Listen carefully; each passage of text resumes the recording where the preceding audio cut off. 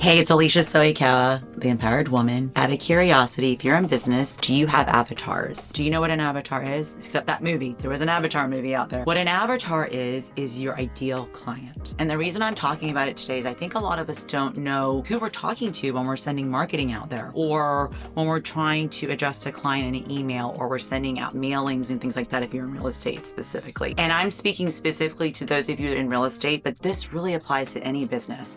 If you are doing business, you need to figure out who your ideal avatars, who your ideal clients are, and create that avatar and give them a name, have an age. So is it Susie that has a Yorkshire Terrier and lives in this neighborhood, is age 36 and is a nurse at that hospital, and she's been married for 25 years and she loves to work out and goes to this gym. That's how specific these avatars need to be, because everything that you do needs to address their needs, their wants, their dreams, and their desires. And if you can answer all that in a storytelling way, you have a client for life. And so that is something I want to talk about today, of how do you go about and figure out how do you make an avatar? How many avatars do you really need in business? And is your marketing that you have currently today, is your messaging that you're posting, is everything you're doing today attracting that avatar, or are you repelling them? It's kind of a big thing. And to break it down, I think you should start out with, first, think back to any client that you worked with, anyone that you found joy in working with. Think back to that person. Why did you like working with them?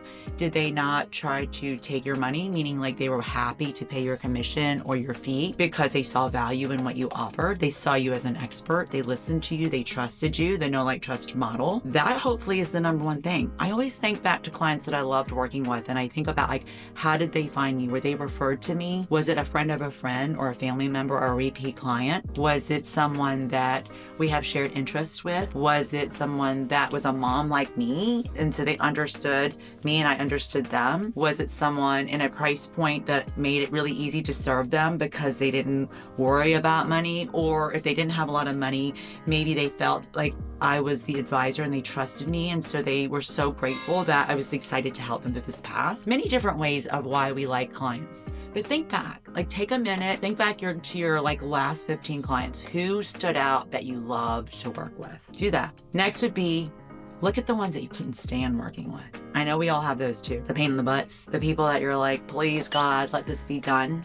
The people that you wanted to fire, but you felt like you couldn't. Also take note on what was it about them that you didn't care to work with. Because it's a lot of times what our messaging is doing is it's attracting that particular client and not what you say you want. So it's kind of like, that's why you're having this rub where you're like, oh my gosh, I keep saying I want this client, but I keep getting this other client. It's kind of like my friends back in the day when we were young. You keep dating the same type of guy that keeps breaking your heart because you don't understand that's what you're doing. You're attracting that same personality. So it does start with yourself first. You have to change who you're attracting and what messaging you're putting out to see if you're going to attract a different type of person. So that's why you have to have at least first intention and understanding and awareness to know who is that person, who is the avatar. Think about that person. You could call them that person. It could be a John, it could be a Sue, it could be a couple, it could be an individual. For us, there's always the generic avatar, right? Your first home time buyer, first home time seller, a relocation person, a mover upper, meaning they're moving from a smaller home, first home, to the second home and then selling it. That's a double deal for us in real estate. It could be a downsizer. It could be someone leaving the area, a different relocation, right? It could be someone getting a promotion and their life is getting better, so they need a bigger house.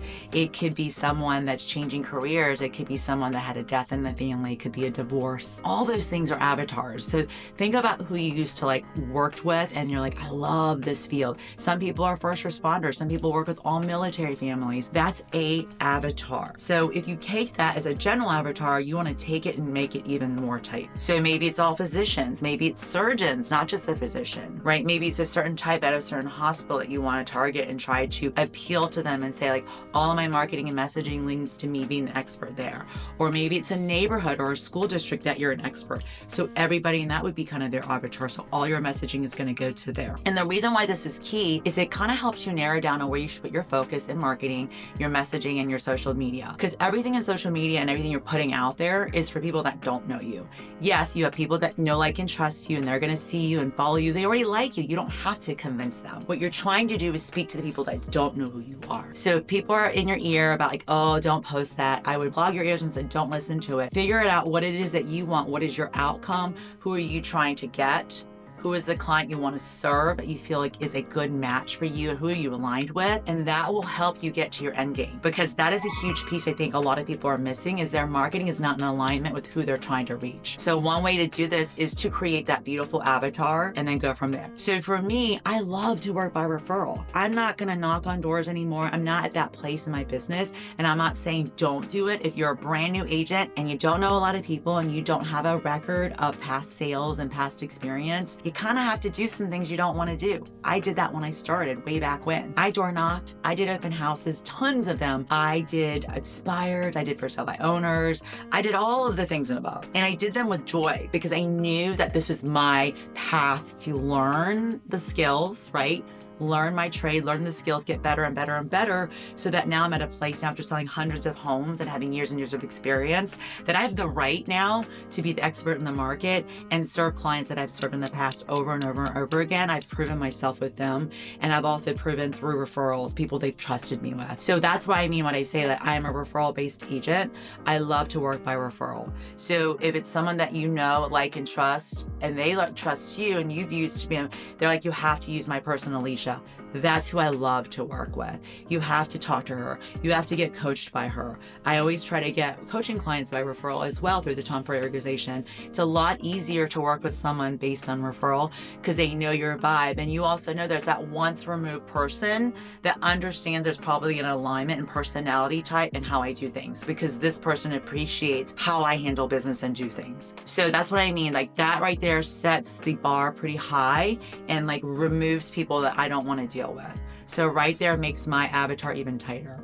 So if I'm looking at my past clients and my sphere of influence and people that know, like, and trust me already, I'm looking to work with those people and people that they know and they introduce me to. So it narrows the pool really greatly for me on who I want to serve and what makes sense for me to serve. And also agent to agent referrals. So other agents out there, if you're an agent out there in a different state and you have someone moving to Virginia, I would love to work with that person.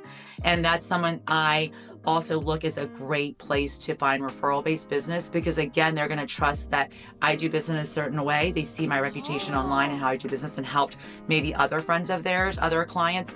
And this is why I get that repeat business at agent to agent referral as well. And that is a really big piece. So figure out what you want. Who do you want to serve? Who do you not want to serve? And really make sure that all your messaging, your print marketing, your emails, everything is in alignment to who you're trying to serve. And it will make it so much easier. You will keep attracting the right people in your business. And it's really exciting to work by referral. So if that's your goal, then figure out who referred you. Why did they refer you? Go call them and talk to them. It'll help you figure out who your avatar needs to be. And drop a comment below and a like if this is how you do business. And if you have any interesting avatars, I would love to see them below. And if you love this content or want more like this, please shoot me a follow or subscribe. And I would love to catch you on the other side. Till next time.